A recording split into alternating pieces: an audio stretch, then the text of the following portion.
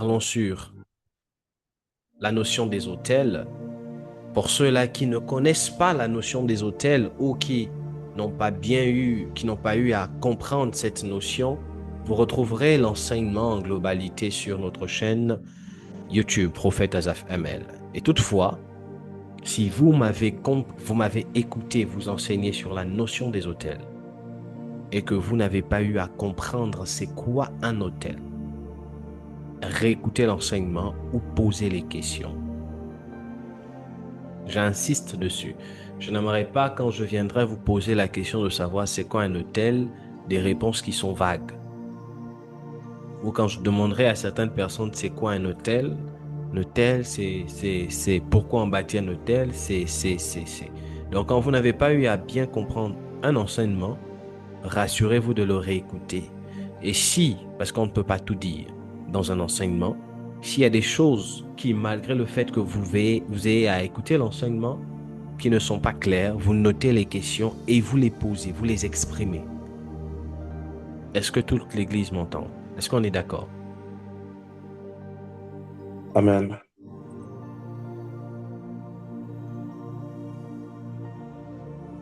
Est-ce que Fleury m'entend ici? Est-ce que Marcy m'entend ici? Est-ce que Lei m'entend? Et si, que Dieu te bénisse. Donc, quand je parle là, c'est à vous que je m'adresse. Si vous ne comprenez pas certaines choses, posez les questions et ne restez pas abstrait. Que Dieu bénisse toutes les personnes qui sont sur TikTok. On peut faire quelque chose de particulier. On peut simplement partager au maximum et inviter un maximum de personnes. Que Dieu vous bénisse. Oh, my brother. Merci beaucoup, mon ministre. Que Dieu te bénisse. Alors, nous parlons sur l'autel et l'origine des combats spirituels. Fabuleux fut notre préambule à ce sujet. Nous eûmes introduit le mercredi, si je ne m'abuse. Et là, juste dit que quand un homme naît pour la première fois, il y a ce qu'on appelle une identité qui lui est conférée. Et je parlais de l'identité terrestre comparée à l'identité spirituelle. Je parlais de ce que Dieu nous donne un héritage dans notre esprit. Et cet héritage-là contient notre identité spirituelle qui, elle, nous relie à Dieu. Et quand on vient sur la terre, selon les lois terrestres, écoutez-moi très bien, selon les lois terrestres, ne peut se mouvoir convenablement pendant une longue période sur la terre une personne qui revêtit un corps fait de terre. Ne peut vivre sur la terre, et je précise, pendant une longue période qu'une personne qui possède un corps terrestre. Donc, si une personne ne possède pas un corps terrestre, elle peut, si c'est un, bon, pas si, c'est un esprit peut se matérialiser physiquement, avoir un corps, mais par moment, il aura besoin. Comment je vais le dire? Aucun esprit, à moins que cet esprit soit assigné à travailler sur la terre, ne peut vivre pendant longtemps sur la terre sans corps physique. Toute personne qui se veut vivre longtemps sur la terre a besoin d'un corps physique, un corps matériel. C'est ainsi que quand Dieu envoie des esprits humanoïdes, quand Dieu veut envoyer des esprits que l'on appelle des hommes, parce que vous devez comprendre que dans le contexte des esprits, il y a des esprits que l'on appelle des anges. Il y a des esprits que l'on appelle des fils de Dieu. Il y a des esprits que l'on appelle des êtres vivants. Quand vous lisez Apocalypse, on vous parle des esprits que l'on appelle des êtres vivants. Il y a des esprits que l'on appelle des vieillards. Il y a des esprits que l'on appelle des esprits de saints, mais qui sont parvenus à la perfection. Ce sont en fait des hommes. Et il y a aussi des esprits que l'on appelle des hommes. Donc, quand Dieu a créé l'homme, dans Genèse chapitre 1, verset 26, Dieu a créé une race d'esprits que l'on appelle des hommes. Et d'ailleurs, vous devez comprendre que l'homme, Adam, n'est pas la première créature à porter le nom d'homme. Quand vous ouvrez des textes, vous vous rendez compte que dans certains textes bibliques, on parle de l'ange Gabriel. Cela montre en fait que Gabriel est un être spirituel qui a les mêmes prérogatives physiques que l'homme. Mais cet être-là n'est pas habilité à vivre sur la terre indéfiniment. C'est un être qui peut quitter du règne spirituel pour apparaître dans le règne physique. C'est un homme. Est-ce qu'on peut partager au maximum? Oh, Tami Komandi, que Dieu te bénisse. Donc, vous devez déjà comprendre ça. Le problème actuel dans cette génération, c'est qu'on a beaucoup de personnes qui ignorent le fonctionnement divin de Dieu. Donc, quand Dieu crée l'homme, quand il crée un homme, un être qu'il nomme et qu'il donne le nom d'homme, il crée une race d'esprits appelée à vivre sur la terre, mais aussi à avoir le lien entre la terre, c'est-à-dire à vivre sur la terre, mais ayant la possibilité aussi d'aller au ciel ou de vivre dans le monde spirituel. Écoutez-moi très bien.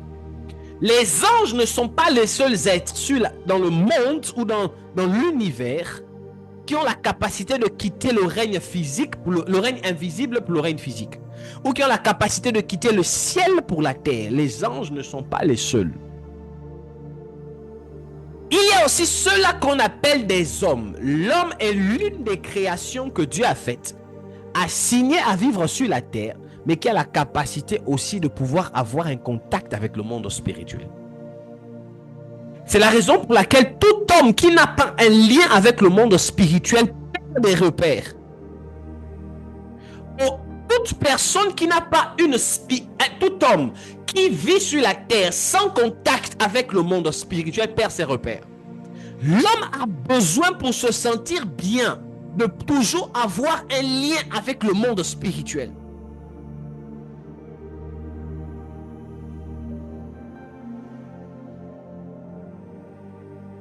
Est-ce que quelqu'un m'entend? I'm talking to somebody here. Est-ce que je parle à quelqu'un ici? Amen. Amen. Donc, retenez dans mon propos de ce soir que l'homme est un esprit que Dieu a créé, dans lequel il a mis un mandat divin. Il a libéré ce que j'ai appelé la dernière fois l'héritage. Donc, dans l'être humain, je n'ai pas dit dans le chrétien, parce que parfois c'est là où se trouve le problème. Dans l'être humain que l'on appelle l'homme, il y a un héritage divin de Dieu. Et c'est dans cet héritage que Dieu met dans l'homme que se trouve la mission de vie de cet individu. Donc là, vous êtes là, ce que vous êtes appelé à réaliser sur la terre, le but pour lequel Dieu vous a mandaté sur la terre est inscrit, on dit inscrit, c'est ça? Est inscrit dans votre esprit. C'est la raison pour laquelle on ne découvre pas la raison pour laquelle Dieu nous a amenés Dieu nous a amenés sur la terre quand on est en Christ. C'est faux. Si on vous enseignait ça, on vous a menti. On ne découvre pas l'origine pour laquelle on est né quand on vient en Christ.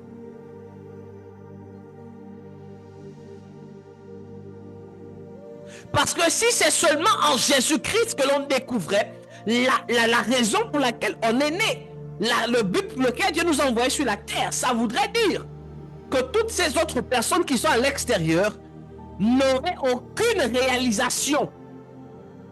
Mais s'il y a des personnes qui arrivent à se réaliser dans ce monde, même si elles n'ont pas Christ, elles ont la capacité, elles ont eu à découvrir ce pourquoi Dieu leur a mandaté sur la terre.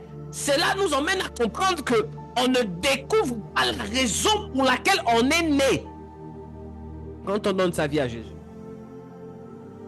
Les chrétiens n'aiment pas entendre ça, mais c'est la vérité. Et je vous emmène à grandir. La raison pour laquelle vous êtes né se trouve dans l'héritage que Dieu a eu à mettre dans votre esprit. Adam n'était pas chrétien. Moïse n'était pas chrétien. Abraham n'était pas chrétien. Mais chacun, à un moment donné de sa vie, a découvert la raison pour laquelle Dieu leur avait mandaté sur terre. Quand vous ouvrez les textes, vous vous rendez compte que quand Dieu crée, bonsoir Linda, quand Dieu bénit, quand Dieu crée Ève, quand Dieu crée Adam, quand Dieu crée Adam, le verset 28, la Bible dit qu'il les bénit en disant: soyez féconds, multipliez, remplissez la terre. Donc Dieu bénit en disant: soyez féconds. Mais bizarrement, quand on regarde la bénédiction que Dieu libère dans la vie de Adam et de Ève, qui sont des êtres spirituels en ce temps, parce qu'ils n'ont pas de corps physique, j'ai envie de dire des choses qui pourront troubler certaines personnes ici. Quand on regarde la bénédiction que Dieu libère sur eux, Dieu ne dit pas: je vous ai créé pour non. La Bible dit: Dieu les bénit en disant: soyez féconds. Mais la bénédiction là, c'est comme un mandat de vie. C'est comme un objectif de vie. Quand vous lisez la bénédiction, vous comprenez en fait que dans la bénédiction de Dieu, il y a l'objectif de vie pour lequel il a créé Adam et Ève. Soyez féconds, multipliez-vous, dominez sur les poissons de la mer, dominez sur le bétail terrestre, dominez sur les oiseaux. Il libère ça dans la bénédiction. Mais avant, la Bible dit quoi? Faisons l'homme à notre image, à notre ressemblance, pour qu'il domine. Donc l'objectif pour lequel, oh my God, j'aime quand on parle des choses ici. J'aime quand on parle des choses profondes. Oh, j'aime ça. Donc l'objectif pour lequel Dieu a créé, ouvrons nos textes. Est-ce qu'on peut prendre Genèse chapitre 1? Genèse chapitre 1 à partir du verset 26.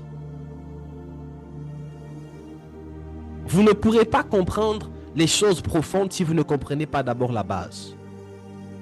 Genèse chapitre 1 verset 26. On va lire. Je vais me permettre de lire pour vous. Genèse 1 verset 26. Bereshit, mais Genèse 1 verset 1. Bereshit bara Elohim het. Ashamahi vehet ahet. Au commencement, Dieu créa les cieux et la terre. Genèse chapitre 1 verset 20. La terre était informe et vide. Il y avait des ténèbres c'est ça? Il y avait des ténèbres, c'est ça? À la surface des eaux. Et l'Esprit de Dieu se mouvait. Qu'est-ce qu'il ne faudrait pas que je raconte des bêtises? Il y avait des ténèbres à la surface de l'abîme. Et l'Esprit de Dieu se mouvait au-dessus des eaux. Et Dieu dit que la lumière soit. Et la lumière fut. Dieu appela. On voit ici un Dieu qui est en train de poser comme une architecture particulière. Il met des fondements. Il pose, il met des bases. Et quand on va plus loin, la Bible dit, verset 24 du chapitre 1. Prenez vos Bibles avec moi et suivez-moi. Dieu dit que la terre produise des animaux vivants selon leur espèce. Verset 25. Dieu fit les animaux de la terre selon leur espèce, le bétail selon son espèce, et tous les reptiles qui rampent sur la terre selon leur espèce. Dieu vit que cela était bon. Là, Dieu ne fait pas encore allusion à l'homme. Remarquez ici, quand vous lisez Genèse chapitre 1, vous vous rendez compte que dans toute la création de Dieu, il n'y a pas du verset 1 jusqu'au verset 25, il n'y a pas un moment où Dieu fait allusion à un homme. je vais répondre à une question fondamentale de l'existence de quelqu'un ici. Il n'y a pas un moment où Dieu fait allusion à un homme. Il n'y a pas. Il n'y a pas. Maintenant, on arrive au verset 26. Oh, vous qui êtes sur TikTok, que Dieu vous bénisse. On arrive au verset 26. Regardez ce qui se passe au verset 26. Lui, Dieu dit, faisons l'homme à notre image, selon notre ressemblance. Il y a un problème ici. Il y a un problème ici. Il y a un problème ici. Le problème, c'est lequel? C'est que la manière avec laquelle Dieu introduit la création de l'homme laisse comme à croire que cela avait été déjà discuté auparavant. Laisse comme à croire que ce n'était pas la première fois, ou ce n'est pas pour la première fois que Dieu avait pensé à créer un homme. Parce que si c'était la première fois, Dieu allait dire, je souhaiterais qu'on puisse créer un être qui soit un homme qui vive sur la terre. Mais la Bible nous dit, puis Dieu dit, faisons l'homme. Donc ça voudrait dire que le puis Dieu dit vient répondre à l'objectif pour lequel Dieu avait déjà créé la terre précédemment. Pourquoi Dieu dit puis? Pourquoi la Bible dit puis Dieu dit? Parce que la Bible va nous faire comprendre une chose ici. Avant que Dieu ne crée l'homme, avant que Dieu n'ait créé la terre, autant pour moi, le but pour lequel Dieu a créé la terre, c'était pour qu'il puisse avoir un homme qui puisse la gérer. Donc, Dieu avait déjà pensé à celui qui devait gérer la terre. C'est ainsi qu'avant de créer celui qui devait gérer la terre, donc c'est un plan déjà pensé, déjà structuré, dont il y a déjà la maquette. On crée maintenant la terre. C'est la raison pour laquelle la Bible dit au commencement Dieu créa les cieux et la terre. Mais la terre avait été créée pour l'homme depuis le commencement. My God. My God. Est-ce que les esprits sont avec moi? Est-ce que vous me comprenez très bien ici? Vous qui êtes sur TikTok, mettez-moi des cœurs et partagez à un maximum de personnes. Invitez plusieurs personnes ici.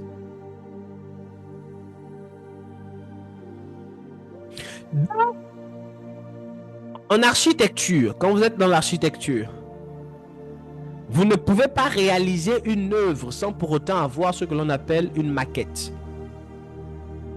Avant de pouvoir concrétiser une œuvre, vous devez avoir la maquette.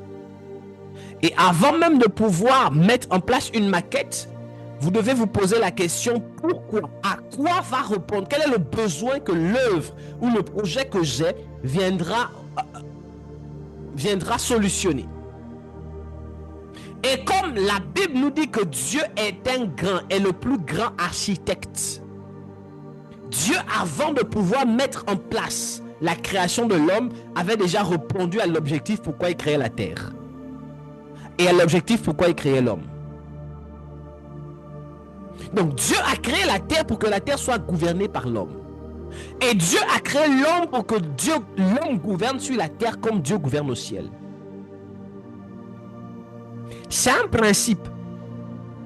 Donc quand on vient maintenant au verset 26, la Bible dit, puis Dieu dit, faisons l'homme à notre image et à notre ressemblance. Quand on parle de l'image, on nous a dit ici, c'est comme Dieu est. La ressemblance, c'est comme Dieu est. L'image, c'est la fonction de Dieu, tout ce qui va avec.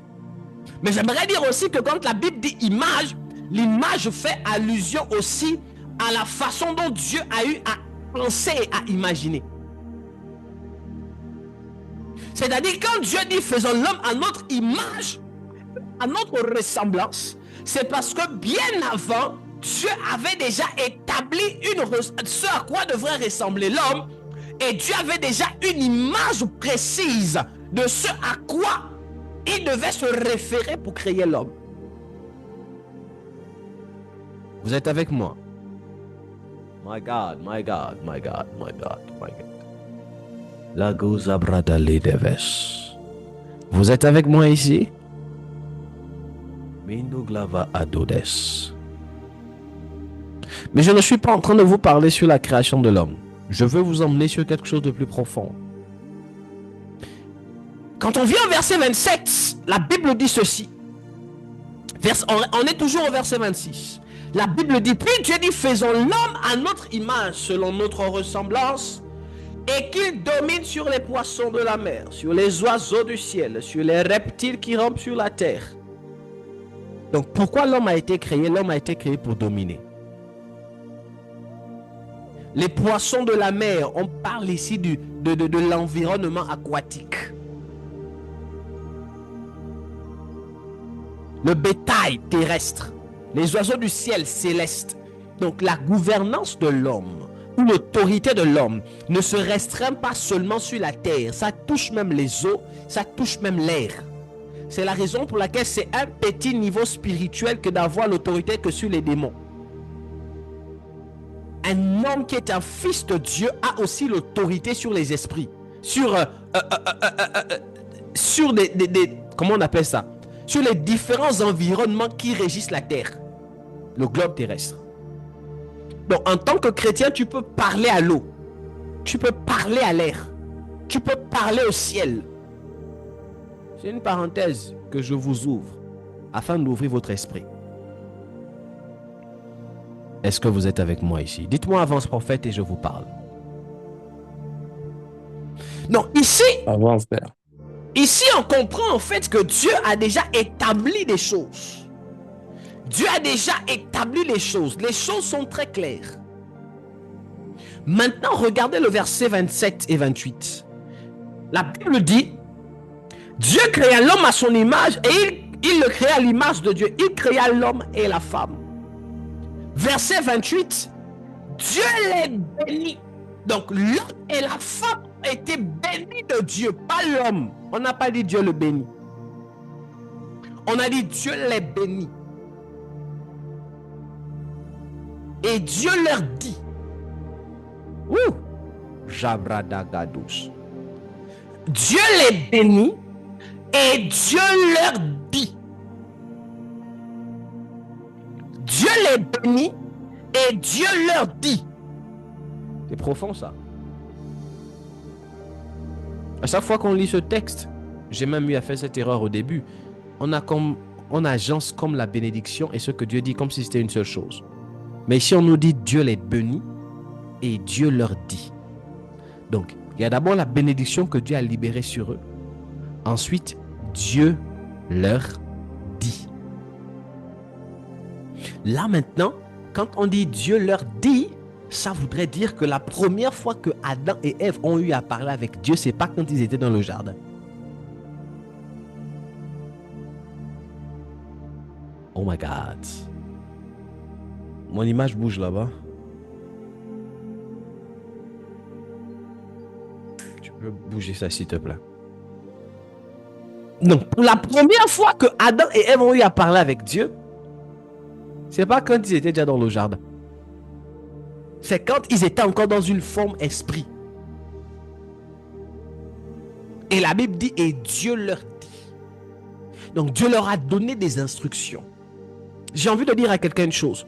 Avant que tu ne naisses, que tu ne quittes le monde spirituel pour le monde physique, Dieu t'a déjà donné des instructions. Il y a des instructions de Dieu qui sont dans ton esprit.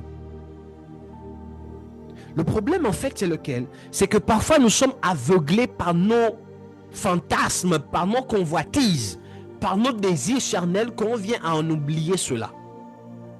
Nous sommes des esprits à la base.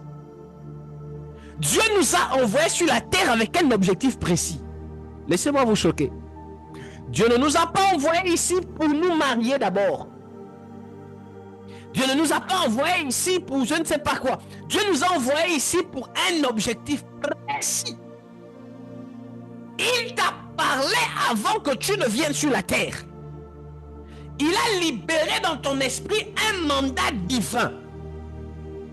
Dieu leur dit, soyez féconds, multipliez, dominez, assujettissez. C'est ce que Dieu leur dit. Or, Si Dieu leur dit ça, c'est parce qu'il y a déjà un problème sur la terre. Dieu ne peut pas dire à Adam et Ève de dominer s'il n'y a pas de résistance sur la terre. Donc même quand Dieu envoie Adam et Ève, quand je parle, mon esprit s'ouvre ici, sur la terre, Dieu est conscient qu'il y a déjà un combat qui doit être engagé.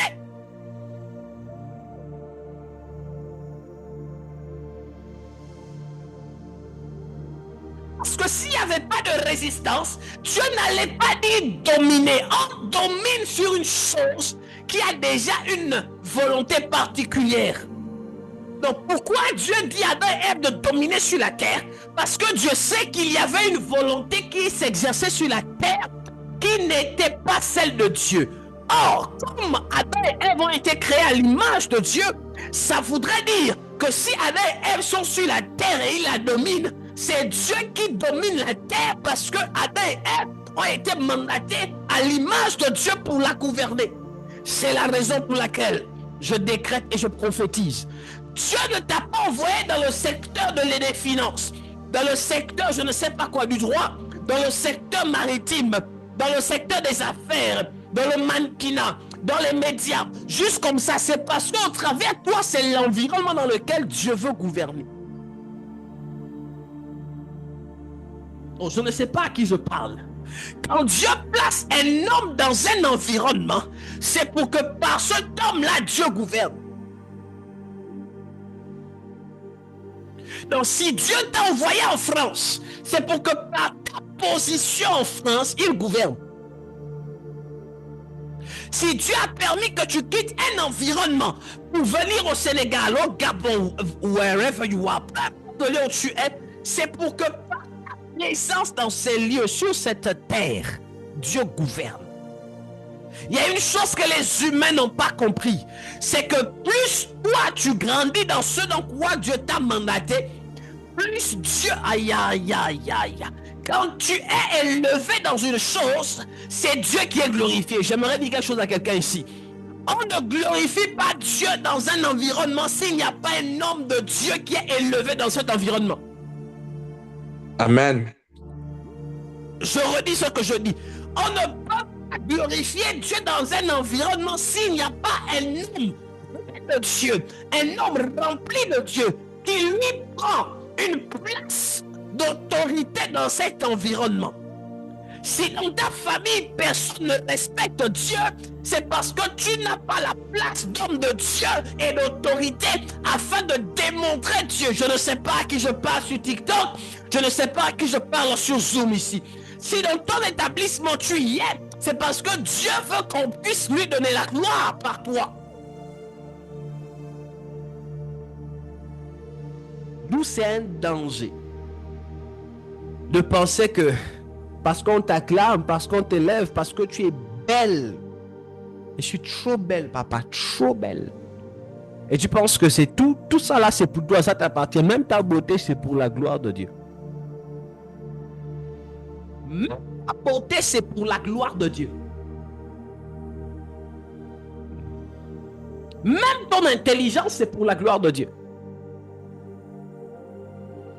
Donc tout ce que Dieu a mis en toi, c'est pour sa gloire. Et ce que Dieu a mis en toi sont des moyens par lesquels il aimerait que tu puisses dominer, assujettir, être fécond, te multiplier. Dieu les bénit et Dieu leur dit, voici l'héritage que Dieu leur a donné. Une bénédiction et le mandat de Dieu maintenant leur égard. Multipliez-vous. Mais Dieu a mis ça où? Dans leur esprit. Dieu a mis ça où? Dans leur esprit. Et quand vous lisez maintenant Genèse au chapitre 2, si je ne me trompe pas, verset 7 jusqu'au verset 15, la Bible dit Dieu plaça Adam dans un jardin pour le cultiver. Donc ça voudrait dire ici que quand Dieu veut... Oh my God! Je ne sais pas si les esprits me comprennent. Oh my God.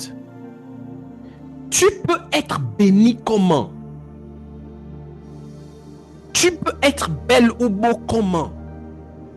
Quand Dieu veut t'élever en autorité, il te donne un travail.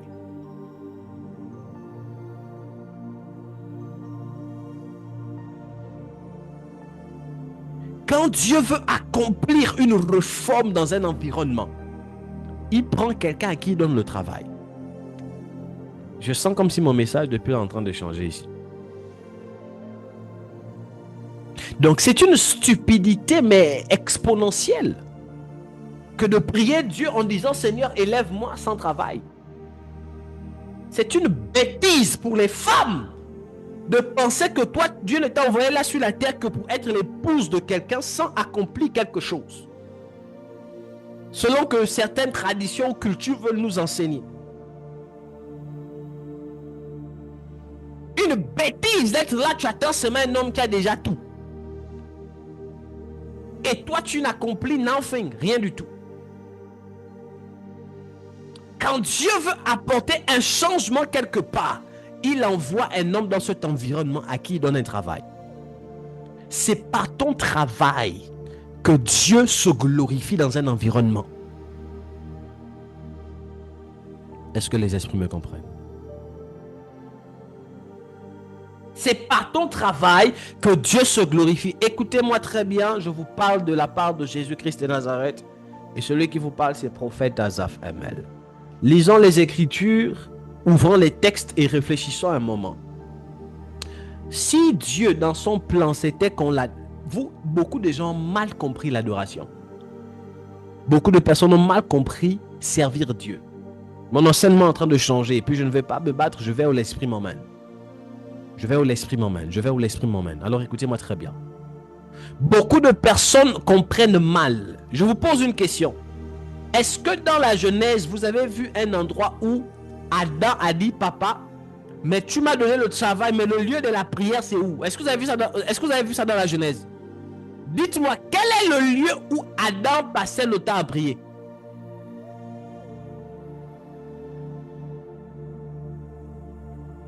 Pourquoi quand Dieu crée Adam et Ève, pourquoi il ne crée pas aussi une église?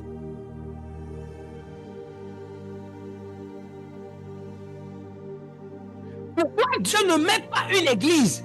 Et là-bas, il va dire, j'ai créé un peuple pour m'adorer. Selon que la Bible dit, Jean chapitre 4, verset, je crois 16, ou quelque chose comme ça, 26, que l'heure vient où les véritables adorateurs adoreront le Père en esprit, en vérité. Jean 4, 24. Donc, j'ai créé Adam, je vais aussi mettre un endroit. Pourquoi Dieu ne met pas aussi une église? On vous a mal enseigné c'est quoi servir Dieu. On vous a mal enseigné ça. Ça fait en sorte que vous ne connaissez ni les principes, ni le fonctionnement divin de Dieu. Et beaucoup pensent que le fait qu'eux, ils servent à l'église, ils ont plus de valeur que ceux-là qui travaillent. Excusez-moi. Le plan de Dieu a été toujours le territoire, la conquête territoriale. Ce que je veux dire est fort. Le plan de Dieu a toujours été prendre des nations, envahir la terre. Ainsi, toi qui pries seulement à l'église, tu fais bien. Mais celui qui travaille dans la société pour Dieu fait mieux. Toi qui es seulement diaconesse ou chantre à l'église, tu fais bien. Mais celui qui a un poste dans le gouvernement et est un véritable chrétien fait mieux. Parce que le but de Dieu a toujours été la conquête territoriale. Le but de Dieu a toujours été la conquête. D'où quand il crée Adam, il met Adam sur un territoire. Il dit à Adam, cultive, travaille la terre. Mais bizarrement, quand Dieu chasse Adam et Ève, quand Caïn tue son frère Abel, on voit comment Caïn est parti épouser une autre femme. Caïn est parti se multiplier. Ainsi, quand vous entrez dans les textes théologiques de ce contexte, vous comprenez que quand Adam vivait sur la terre, il y avait d'autres humains. Maintenant, pourquoi quand Dieu met Adam, il ne met pas l'église? Parce que le but de Dieu, c'était que Adam colonise la terre et assujettisse même les autres humains là. Nous sommes sur une terre dans laquelle il y a des races différentes. Et le but de Dieu, c'est que l'église puisse dominer. Mais la domination se fait par l'excellence dans le travail. Vous ne me comprenez pas. La domination se fait par le travail. Un homme qui domine ou appelé à dominer est un homme dont son travail élargit son nom. Dieu n'a jamais appelé des personnes qui n'ont pas d'emploi, qui n'ont pas de travail, qui ne font rien de leurs mains. Lisez l'histoire de la Bible. Vous verrez que toutes les personnes qui ont travaillé avec Dieu avaient un job. Quel est ton job? Je n'ai pas dit avait un emploi, hein? J'ai dit avait un job. Parce que si je dis seulement emploi, les gens vont dire, papa, bon, nous qui n'avons pas l'emploi là, aie un travail et domine. Ça semble paradoxal ce que je dis, mais c'est vrai. Ça semble bizarre ce que je dis, mais c'est vrai. Ça semble trouble ce que je dis, Église, mais c'est vrai. Écoutez. Écoutez-moi très bien. Si Dieu veut empêcher, si Dieu, dans une nation dans laquelle il y a beaucoup de maladies, si Dieu veut apporter une solution à la maladie, il va demander à l'église de prier. Mais si Dieu veut apporter un impact et un changement mental dans une nation, Dieu va susciter des chrétiens qui sont dans le gouvernement afin de voter les bonnes lois. Quand Dieu veut influencer une nation, il regarde quelles sont les personnes qui sont dans le gouvernement. Quand Dieu veut préserver une nation, il ne cherche pas qui prie d'abord. Quand il fallait préserver l'Égypte, Dieu n'a pas cherché qui prie d'abord. Dieu a cherché, est-ce qu'il n'y a pas quelqu'un ici? Et il a trouvé le Joseph, dont il avait déjà mandaté pour préserver une nation qu'on appelle l'Égypte. Et en préservant l'Égypte, Dieu a préservé Israël. Donc si nul n'était Joseph, peut-être l'Égypte allait mourir. Je dis bien peut-être l'Égypte allait disparaître et peut-être Israël allait disparaître. Quand Dieu veut préserver une nation, il ne cherche pas où sont les meilleurs prieurs. Il cherche quels sont ceux-là qui ont un pouvoir financier. Il cherche quels sont ceux-là qui ont un pouvoir financier. Mon message, je vous ai dit, a changé.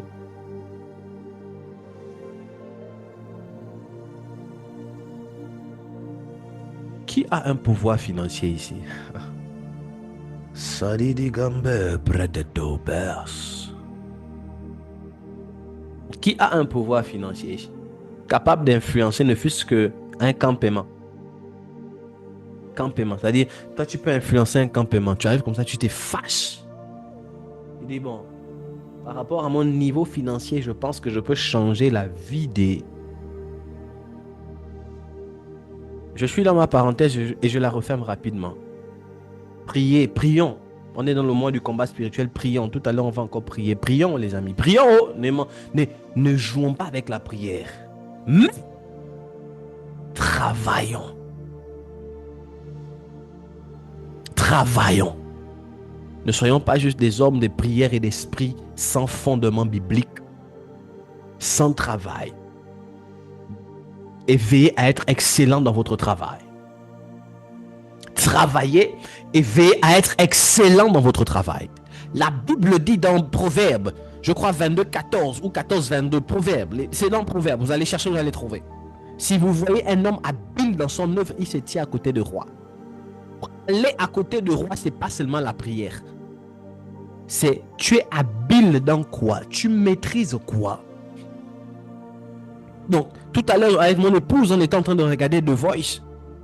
On était stupéfait de voir comment des personnes maîtrisent, des personnes qui n'ont pas le Saint-Esprit, mais dont elles parlent, elles chantent par là. Tu sens comment ton âme est touchée. Qu'est-ce que tu maîtrises? Excusez-moi, ce que je vais dire va peut-être choquer des gens, mais c'est vrai. Je ne disqualifie personne ici. Tu es né, tu as trouvé ton grand-père était employé. Toi aussi, tu es né, tu es employé. Ta maman est venue employer. Toi, tu viens aussi, toute votre famille là, c'est que les employés. Jamais tu ne te fâches aussi pour être aussi un peu patron. Jamais tu n'auras expérimenté ce que c'est d'embaucher quelqu'un et de nourrir des familles. Écoutez-moi très bien. Je vais vous choquer. Si Dieu veut préserver des familles, on prend un cas. Il y a la crise, il y a la famine dans une nation. Entre un employé et un employeur, qui a beaucoup plus d'importance? Toi, tu es employé, tu n'auras que Dieu à qui tu vas prier. Mais l'employeur, il va prier Dieu, mais il va aussi dire, bon, combien de familles je peux loger, je peux nourrir, je peux changer les vies? Combien de familles? Je respecte ceux qui sont des employés, des employés. Je vous respecte, je vous acclame. Mais toute ta vie aussi employé. Papa, tu ne changes pas ça. Toute la vie, c'est qu'employé. Jamais tu ne penses à changer d'un niveau à un autre. Il faut voir. De toute façon, les employés là, ont toujours des rêves. Papa, moi, je veux vivre avec mon mari, une belle vie, une maison avec les piscines et tout. Ils ont toujours ces personnes ont toujours des rêves. De toute façon, quand tu vois et puis tu regardes les efforts que la personne fait, tu te poses la question, mais elle vit au ciel, dans les nuages ou sous la terre ou dans l'eau?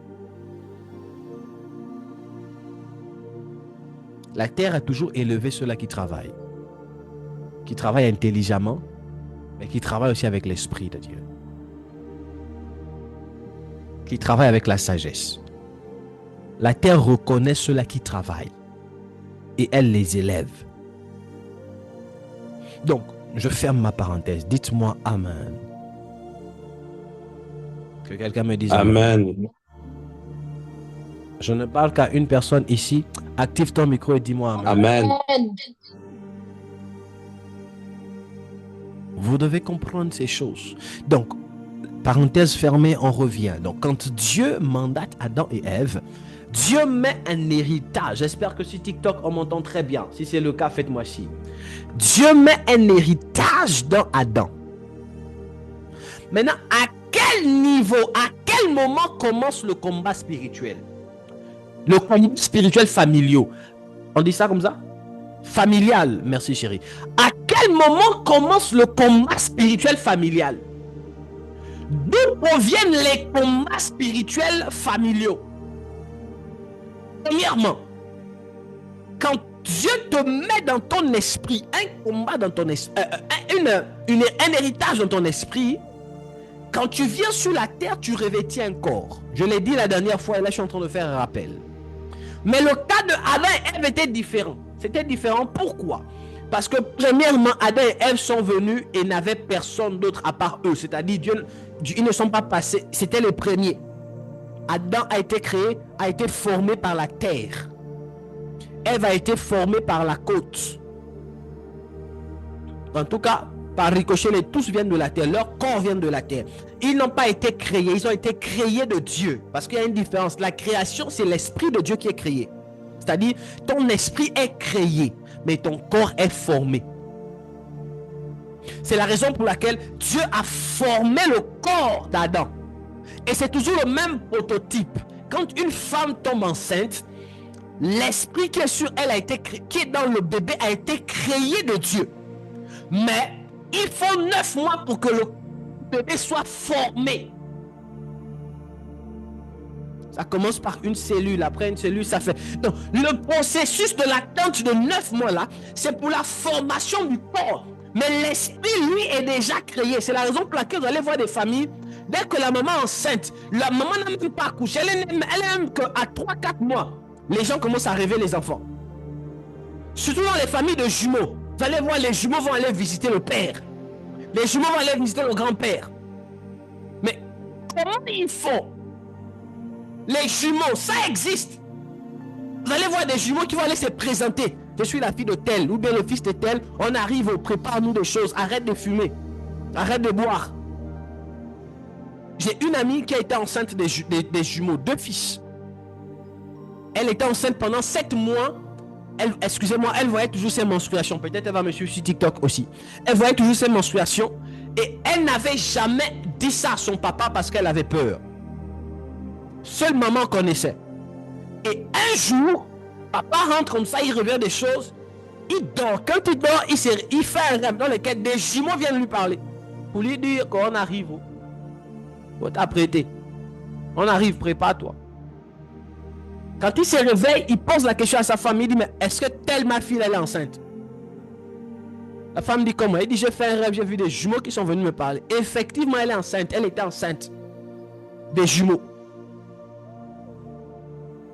Comment l'enfant qui n'a pas encore un corps peut déjà se révéler à des personnes qui sont dans un autre monde par le domaine du songe. C'est parce que l'esprit de l'enfant est déjà mature. Oh my God, j'ai envie de vous dire des choses. J'ai envie de vous dire des choses. J'ai envie de vous dire des choses, Église. J'ai envie de vous parler ici. Donc, dans votre esprit, là, dans l'esprit d'un nouveau-né, il y a déjà la maturité. Il connaît.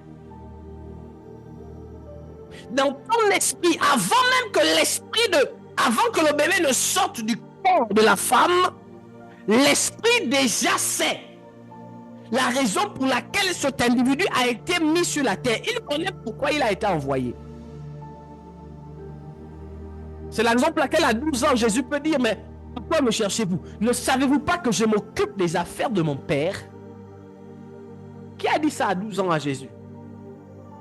Jérémie chapitre 1 verset 5, Dieu dit, avant que tu n'eusses été formé dans le sein de ta mère, je te connaissais et je t'avais déjà consacré, établi prophète.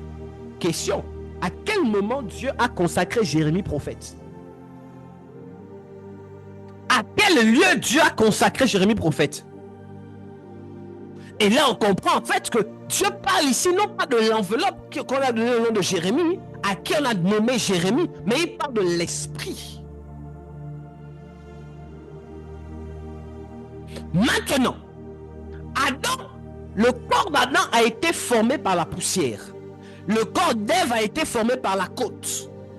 Donc, quand les deux naissent, c'est brut.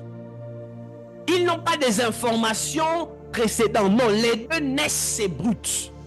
Mais vous et moi, notre corps, bien que ce soit poussière, mais le prototype de formation est différent. C'est différent. Donc, nous, on hérite des informations de nos parents. Dans la formation de notre corps, le sang que l'on a, c'est le sang de la famille qui se transmet de génération en génération.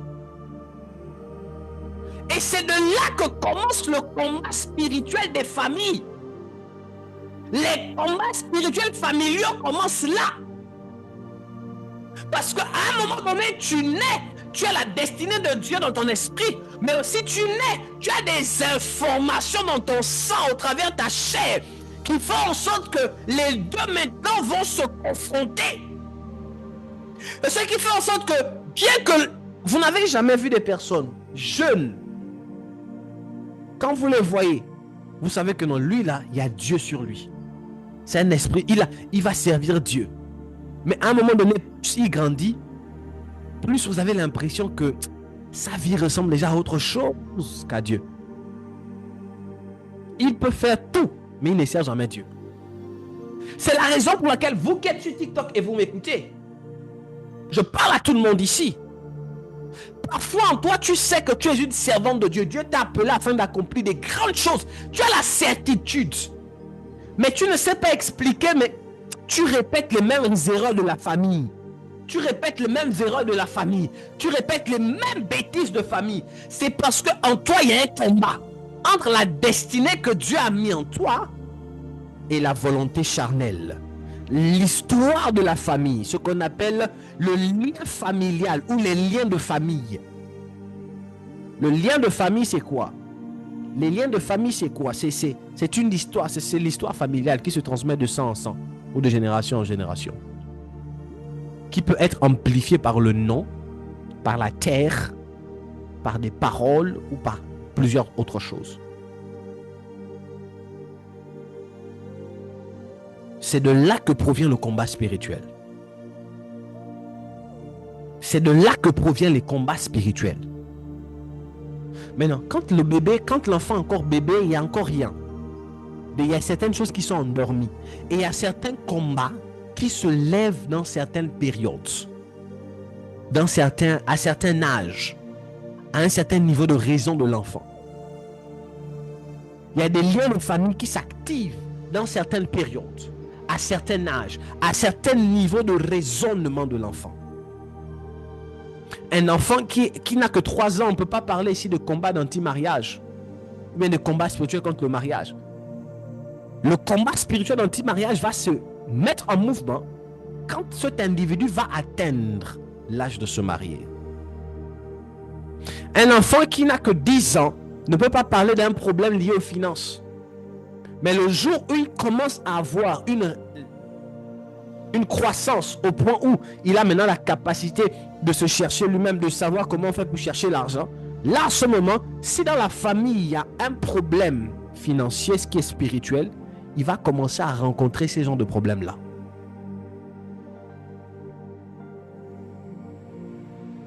C'est comme il y a des familles, vous allez vous rendre compte que c'est depuis le bas âge, les enfants, les personnes naissent avec les maladies.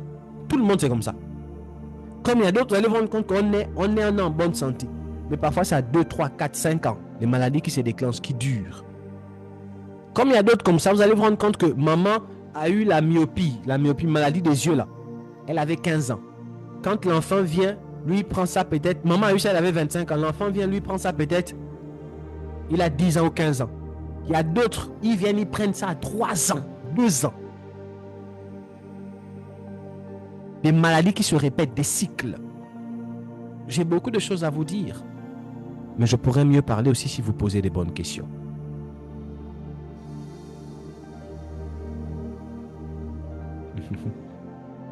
Est-ce que quelqu'un me comprend? Oui. Amen. Dans une famille, il y a ce qu'on appelle l'héritage spirituel. Je l'ai dit la dernière fois. Il y a l'héritage spirituel de la famille. Et toute personne qui naît dans la famille hérite de l'héritage spirituel. Donc, si toi tu nais dans une famille où là-bas, on adore la cuillère, on adore le palmier, on adore l'eau, on adore les rivières, le jour où tu donnes ta vie à Jésus, tu vas rentrer dans des combats spirituels compliqués. On nous a dit, voici comment on nous a enseigné. Non, j'ai donné ma vie à Jésus, tout est accompli, les choses anciennes sont passées, voici tout est devenu nouvelle. C'est bien, hein, c'est bien, mais ça c'est la récitation. C'est bien, mais c'est récitation. Celui qui vous parle est fils du pasteur, je sais de quoi je parle. C'est bien, tout est accompli, papa. Oh, je ne me reconnais plus dans ça. Combien de fois vous avez vu des chrétiens, même des pasteurs, ou bien même des diacres, hein? Mais quand tu passes à 21h au bar, tu le vois là-bas avec la Guinness, avec la Beaufort en train de... Lui-même, il ne sait pas expliquer, c'est familial.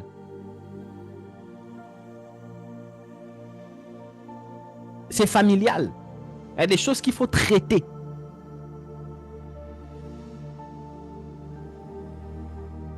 Commandi de brede la ida de brede de hunderia liga douza bane melias. Il y a des choses qu'il faut traiter.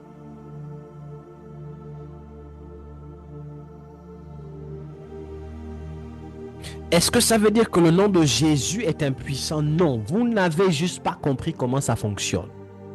Dans la nouvelle naissance, il y a 3 dimensions. Il y a la dimension de l'esprit. Quand quelqu'un est en Christ, elle est une nouvelle créature. C'est dans l'esprit. C'est l'esprit qui est recréé. Il y a la dimension de l'âme. Et il y a la dimension du corps. La conversion de l'âme et la transformation de l'âme, c'est dans le processus. Par le renouvellement de la pensée, de l'intelligence, selon Romains chapitre 12, verset 2. Et maintenant, il y a la transformation du corps dans l'obtention de ce qu'on appelle le corps glorieux. Donc, la nouvelle naissance, ce n'est pas seulement tu as donné ma vie à Jésus, j'ai donné ma vie à Jésus, et puis bam, tout devient nouveau comme ça. Non. Tu dois découvrir des vérités sur la parole de Dieu qui vont enclencher un processus de transformation totale dans ton esprit, dans ton âme et dans ton corps. Mais qu'est-ce qui se passe? Quand tu donnes ta vie à Jésus, automatiquement, la transformation immédiate se fait dans ton esprit. Mais pour qu'il puisse avoir une transformation totale dans ton être, tu dois maintenant rentrer en contact de la parole de Dieu. Parce que quand tu donnes ta vie à Jésus automatiquement, tes pensées n'ont pas changé. Tes pensées n'ont pas changé. Si tu es dans tes pensées, tu es impudique, tu seras toujours impudique, mais tu seras un impudique avec Jésus dedans, dans sa vie. C'est-à-dire, tu es un impudique, mais avec Jésus dans le cœur. Le désir de voler n'est pas parti. Ce sera toujours là.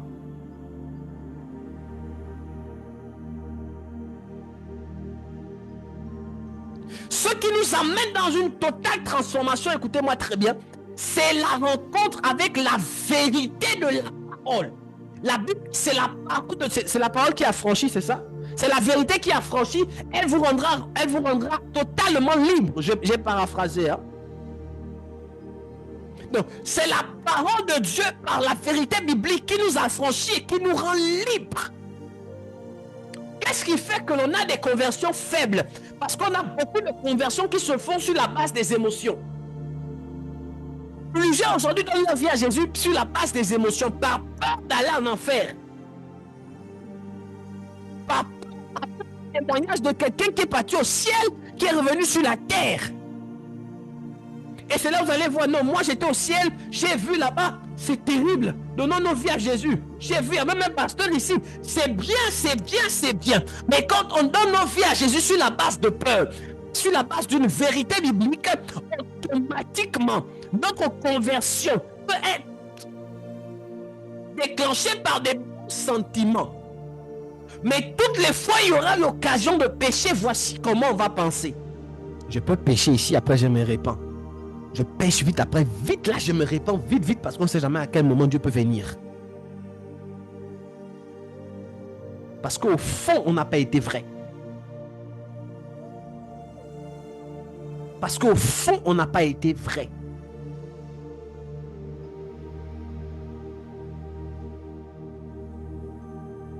Donc, en spirituel, vous devez comprendre déjà, et là maintenant je laisse l'héritage spirituel. Je parle maintenant de l'héritage de sang. Là où nous sommes là, chacun pour sa part, nous sommes de la descendance des personnes qui avant nous adoraient des gens. D'où il est important de connaître l'histoire de la famille. Et je reviens encore là-dessus.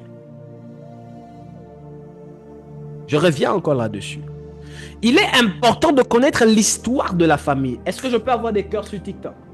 Est-ce qu'on peut partager le live à plusieurs personnes, s'il vous plaît? D'où il est important de pouvoir connaître l'histoire de la famille. Vous devez connaître l'histoire de la famille. Je dis, vous devez connaître l'histoire de la famille. Tapoter, je dis tapoter. Quand je dis les cœurs, c'est le tapotage. Vous devez connaître l'histoire de la famille. Là où vous êtes, je vais prendre un exemple pour que vous puissiez comprendre. Moi, prophète Asaph ML, là où je suis là, quand j'aurai un enfant naquit, un enfant qui vient de mes reins, cet enfant aura pour Dieu, va appartenir automatiquement au Dieu que moi je sers. Donc, le premier héritage que je donne à mon enfant qui n'est pas encore né, c'est ma spiritualité. Je peux le dire ainsi. C'est ma spiritualité. Donc, ça c'est parce que moi j'appartiens à Dieu.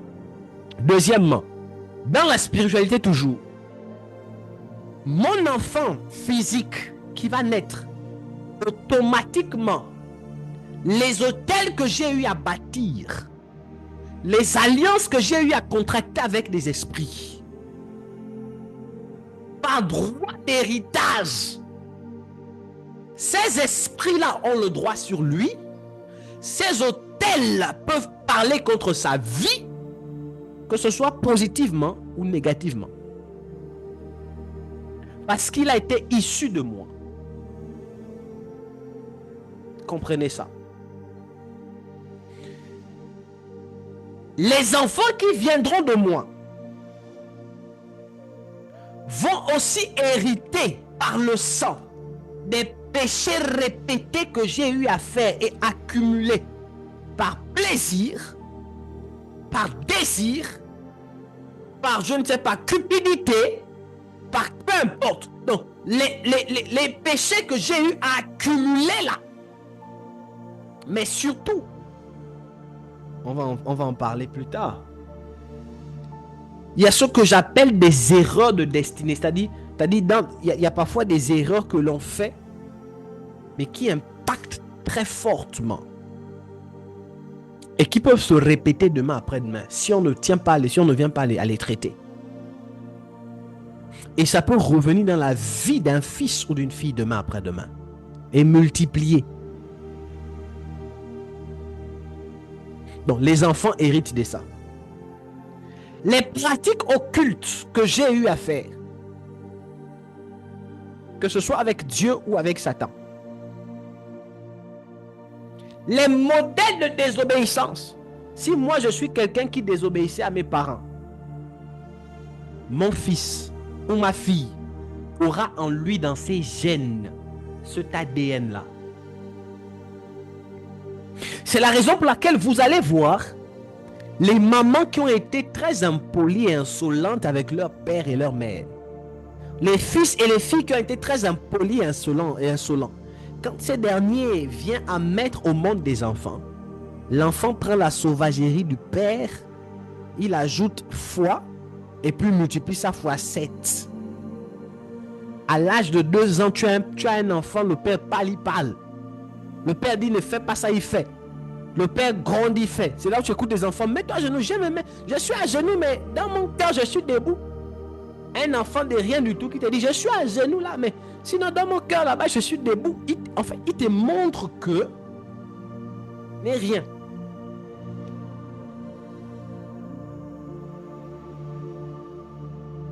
Grave.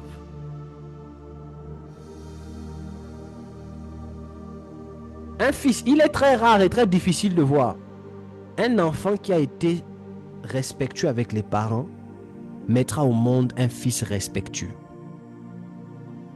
Une fille qui a été concise avec les... Vous allez voir, les parents qui ont fait des vies de loups-galas, c'est-à-dire des jeunes hommes qui ont passé leur temps dans la jeunesse à tirer partout. Quand eux, ils mettent au monde des enfants, là où lui, il a fait son banditisme, l'enfant vient faire ça, la même chose fois 7.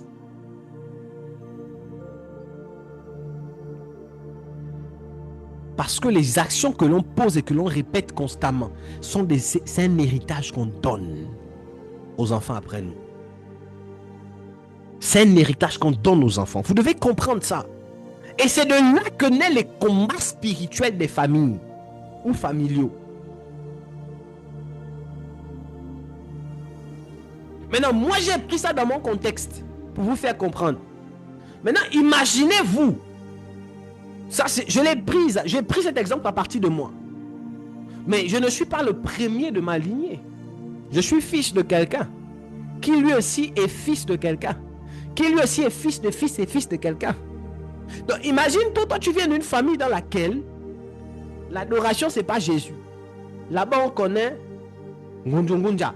Quand tu es Ngunjungunja, c'est qui? C'est l'esprit des eaux de la forêt qui garde la famille. C'est là que tu écoutes, non, nous on a nos ancêtres qui nous gardent. Là-bas, on connaît les ancêtres. On a nos ancêtres qui nous gardent. Donc, toi, tu viens d'une famille où personne n'a adoré Dieu. À la limite, 2, 3, 4 personnes. Ce sont les ancêtres. Toi, d'abord, quand tu viens au début, tu ne connais pas Dieu. Tu vis. Et quand tu vis dans ça, au début, tu as l'impression que tout va bien. Mais après, à un moment, un jour, tu entends... Donnez votre vie à Jésus. Jésus le salut. Jésus revient bientôt. La fin du monde. Tu entends ça et puis ça te touche. Tu te dis non, je vais donner ma vie à Jésus. Mais quand tu donnes ta vie à Jésus, d'abord, avant que tu ne donnes ta vie à Jésus, tu as déjà des combats de famille. Parce que ces entités-là vont se rassurer à ce que tu n'accomplisses pas ta destinée.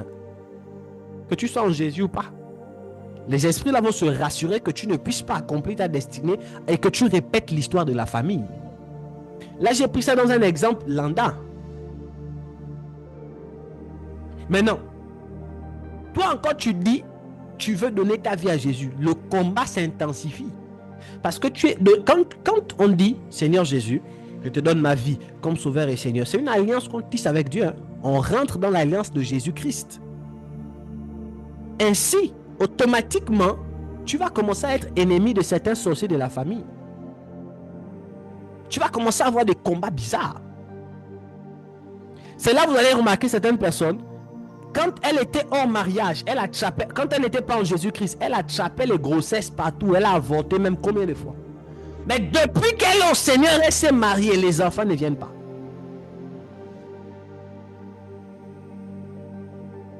Les enfants ne viennent pas. Depuis qu'elle s'est mariée, vous allez commencer à voir, ou bien depuis qu'elle a dit qu'elle range sa vie, les hommes qui la draguaient avant ne la draguent plus. Et quand vous fouillez au fond, vous allez vous rendre compte que dans la famille, parfois il y a des entités d'anti-mariage. J'aime vous expliquer les choses comme ça. Je prie, j'ai bien envie qu'on organise une retraite.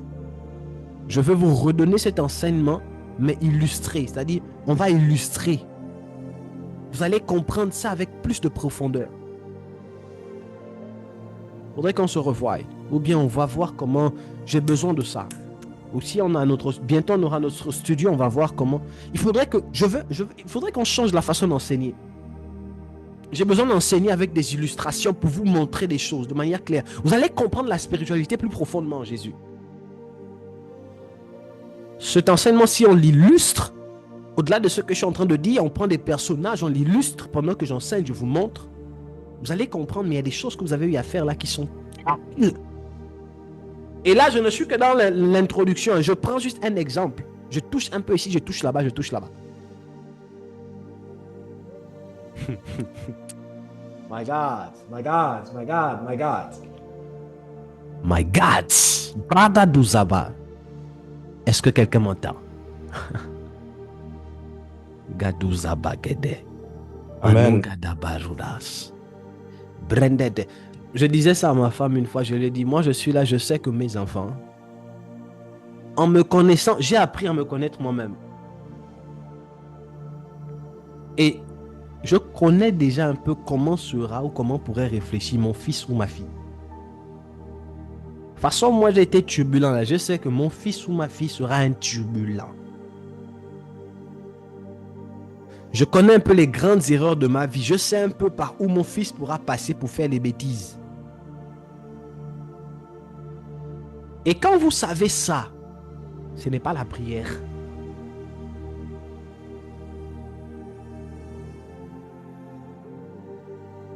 Ce n'est pas la prière.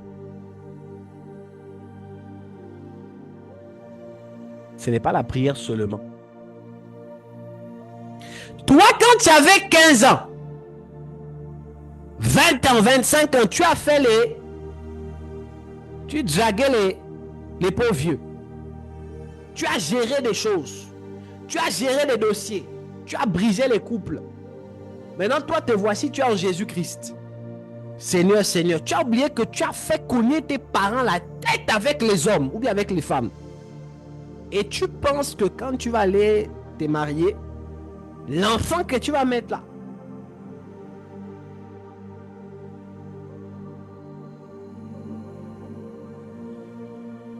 attends-toi à des représailles.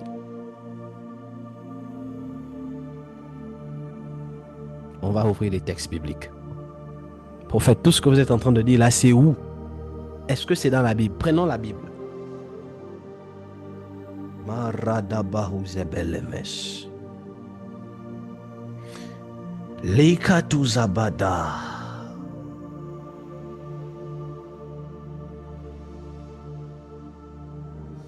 Ebrunta radabas. 2 Samuel 12, verset 10. Prenons la Bible.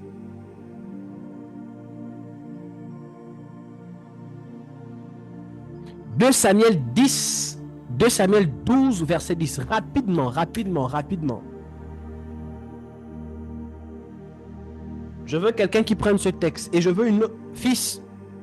2 Samuel 12, verset 10. Prenons ce texte. 2 Samuel 12, verset 10. 12, verset 10.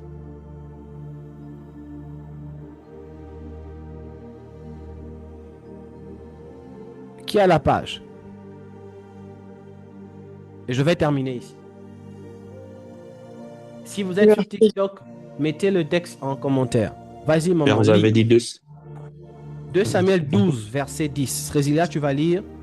Charlie, toi, tu prépares 2 Samuel 13. À partir du verset... On va faire une lecture kangourou à partir du verset 1 à 14. Président, on t'écoute. Allons-y.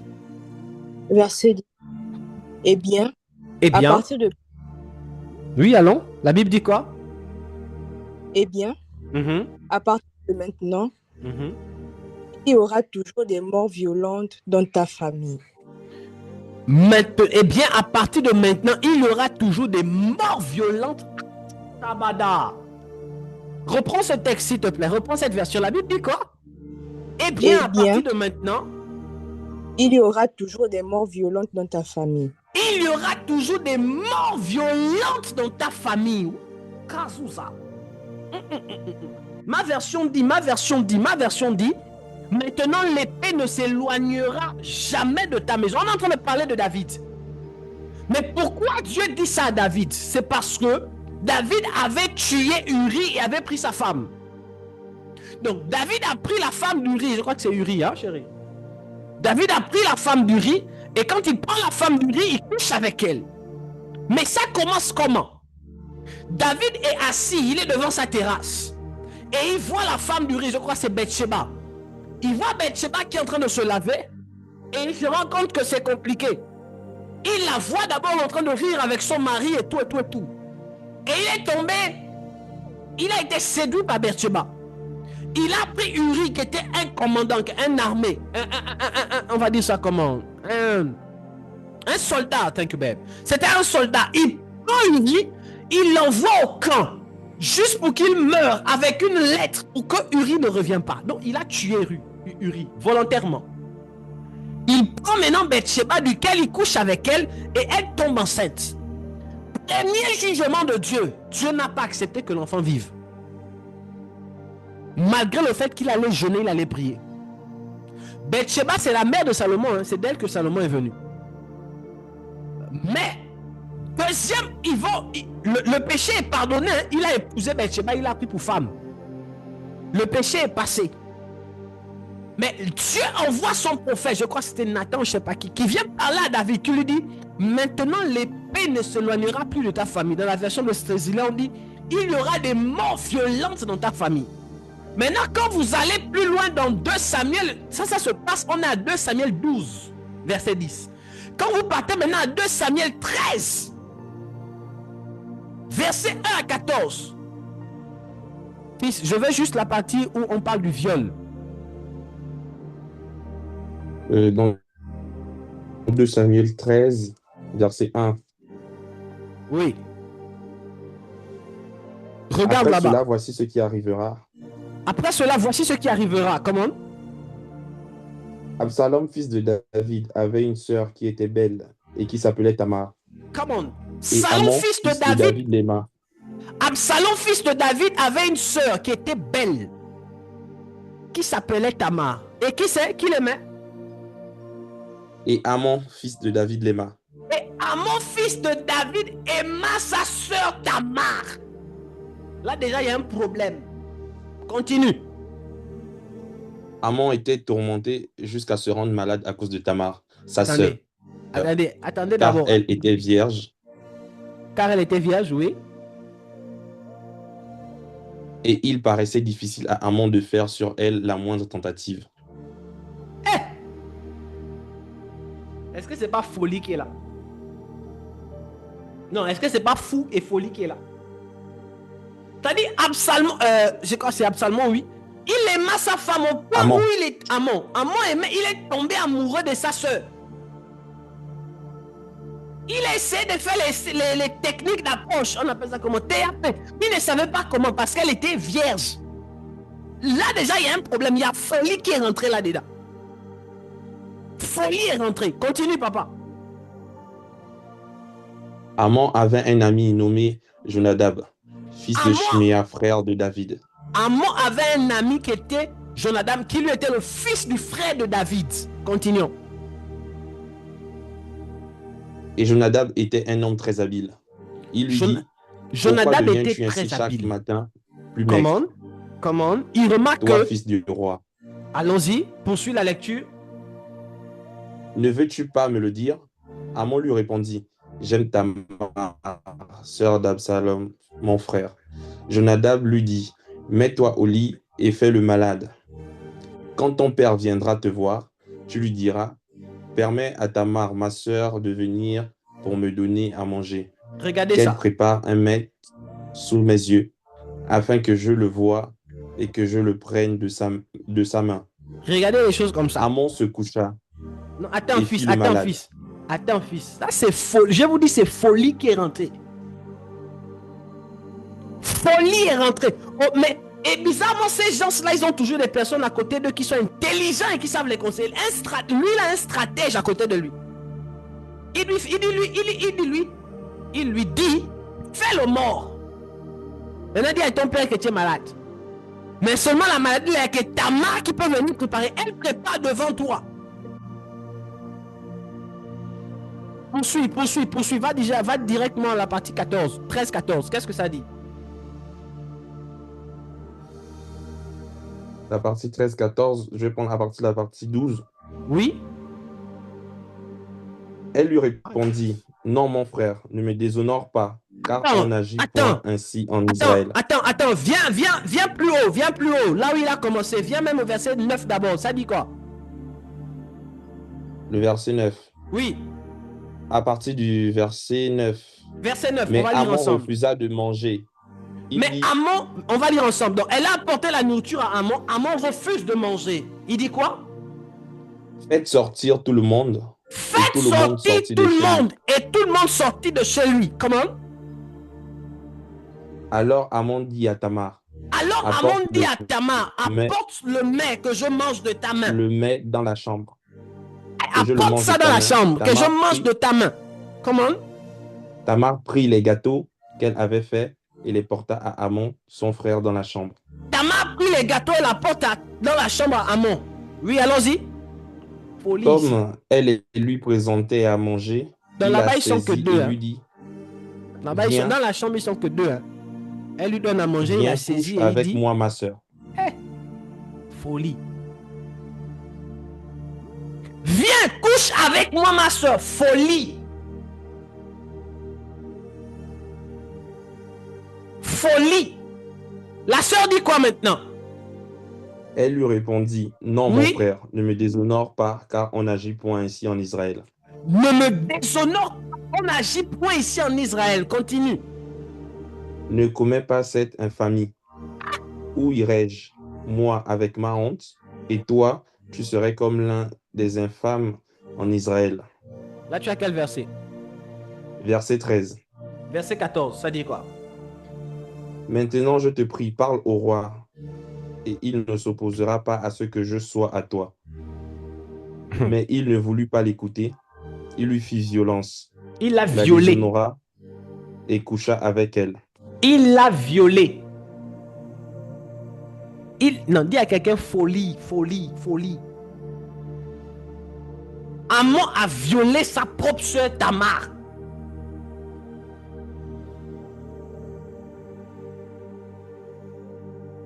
Kalou sabragadi demes. Folie. Mais maman Julie, si on ne voit que ça, on dira mais comment Amon peut faire ça? Mais en fait, le problème n'a pas commencé avec Amon. Cet esprit est rentré dans la famille quand David a tué Uriel et afin de prendre la femme d'Uriel. Uri, merci Beb. Donc quand David tue Uri, c'est là où maintenant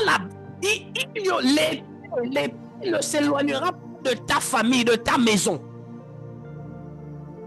Notre texte dit les morts violentes. Et quand vous poursuivez ce texte, les frères de Amon, les frères de Tamar vont aller tuer violemment Amon. Il va mourir violemment plus loin quand vous tuez. Quand vous poursuivez le texte. Mais ça, c'est la conséquence de l'action que David a posée. Donc, j'ai envie de dire à des personnes ici, parfois dans vos vies, vos enfants héritent de vos bêtises que vous avez à faire. J'ai envie de dire ici, parfois toi tu as eu à causer des choses, mais tu ne sais pas que bon, c'est passé et tout. Quand tu grandis, tes enfants hériteront ça. C'est la raison pour laquelle il faut être juste. Parfois, je le dis même ici à l'église, je n'encourage pas le péché, mais parfois je dis, même quand vous péchez, soyez honnête dans votre péché. Ne péchez pas jusqu'à maintenant, quand vous allez, soyez même honnête. Mais rassurez-vous que tout ce que l'on sème, on récolte. Il ne faut jamais oublier ça.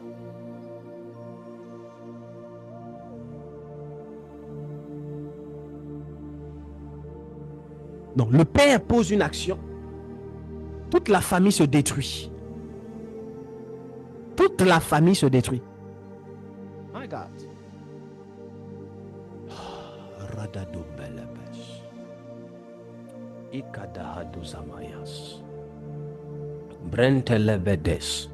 Le pose une action, toute la famille se détruit. Parfois, il y a des pères qui détruisent leur famille par des actions qu'ils posent. Il y a des mères qui détruisent la famille par des actions qu'ils posent. Parfois, vous pensez que ce que vous faites dans le secret, c'est juste pour vous. Non, personne ne va. Mais vous ne savez pas que les actions que vous posez dans le secret, dans le règne spirituel, vous ouvrez parfois des portes de malédiction dans la famille. Et les enfants écopent de ça.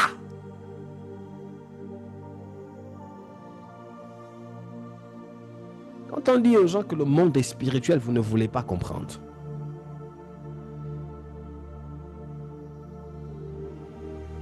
Vous voyez maintenant un problème là, non? La loi de l'héritage. Les combats spirituels familiaux. Les combats spirituels familiaux. Là, on est dans un point. Avec le temps, je vais vous montrer encore d'autres. Au fur et à mesure. Il y a beaucoup de textes qui parlent de ça dans l'église, dans la Bible. Beaucoup de textes. Maintenant, là aussi, vous allez me dire quoi? Papa, Dieu a tout accompli, c'est fini ça. Non. Il y a un principe, les amis. La loi de la semence et de la récolte. Toute sémence que l'on met en terre est une porte que l'on ouvre. Toute action que l'on pose est une semence que l'on met en terre. Toute action que l'on pose est une porte spirituelle que l'on ouvre. Et je vais vous enseigner durant cette phase.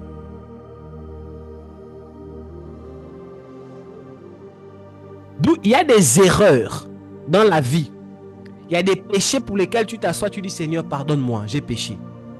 Mais il y a des péchés pour lesquels tu t'assois, tu demandes pardon, tu bâtis un hôtel de repentance.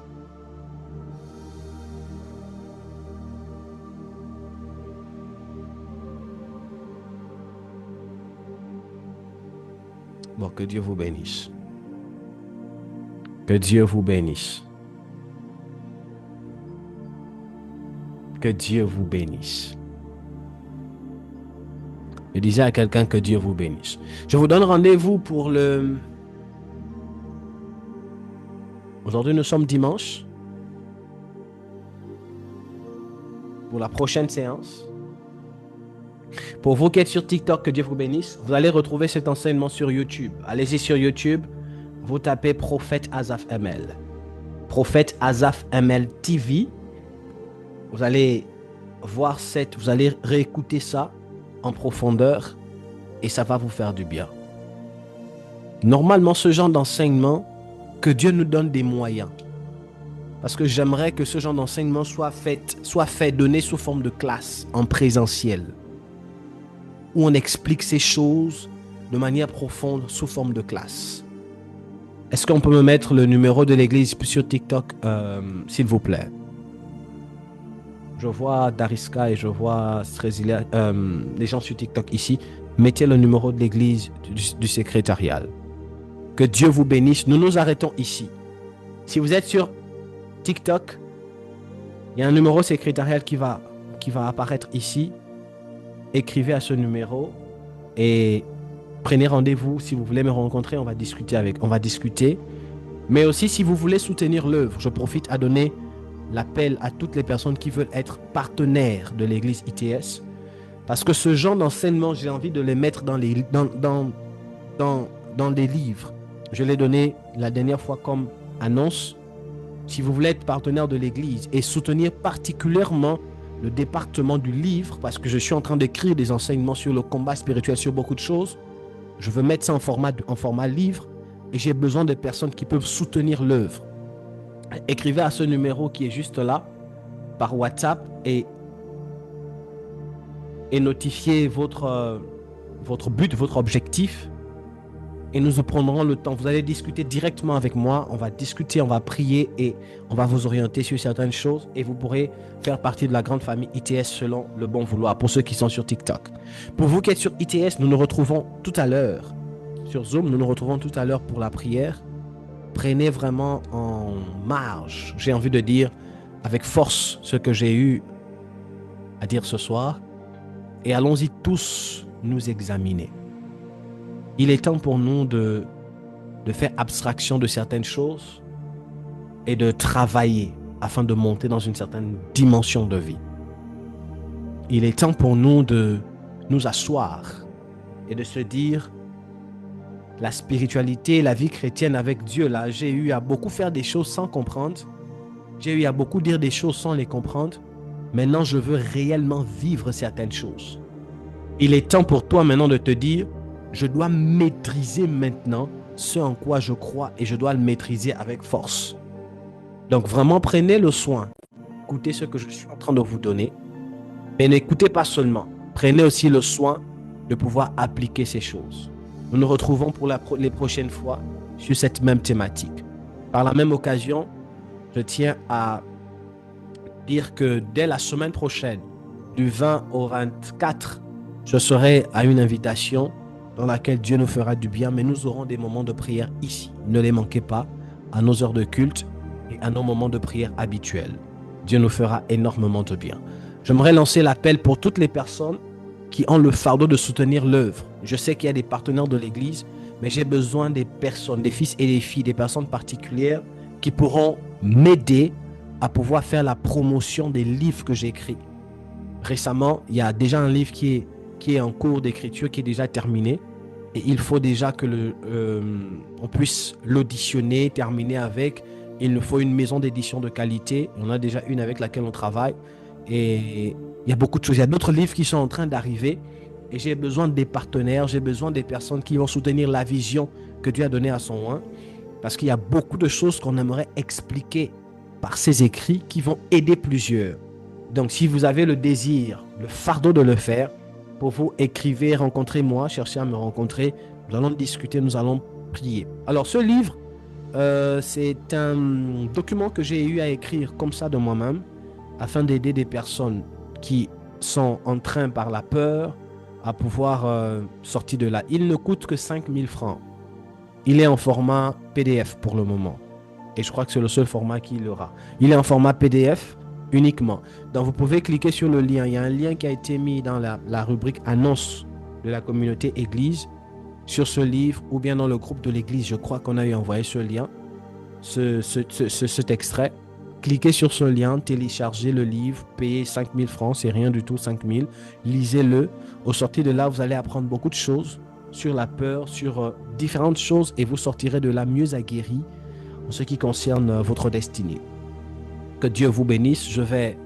Prenez vos offrandes si vous en avez. Je vais prier pour vous et on va se retrouver pour la prière de tout à l'heure. Je prie au nom de Jésus pour ceux qui sont sur Zoom et pour tout le monde, pour les offrandes, pour les dîmes et pour toutes les magnifiques personnes qui m'écoutent. Que mon Dieu vous bénisse, qu'il multiplie davantage vos ouvrages, qu'il multiplie davantage vos œuvres, vos mains, et que vous soyez bénis à tous égards. Que ce dont nous avons eu à comprendre et à entendre ce soir, nous puissions pratiquer, vivre et expérimenter cela en profondeur. Dans le nom de Jésus-Christ, nous avons ainsi prié. Que l'Église m'aide à dire Amen, Amen, Amen. Alors sur TikTok, sur Zoom, que Dieu vous bénisse. On se voit tout à l'heure à la prière. Shalom à tous et à bientôt.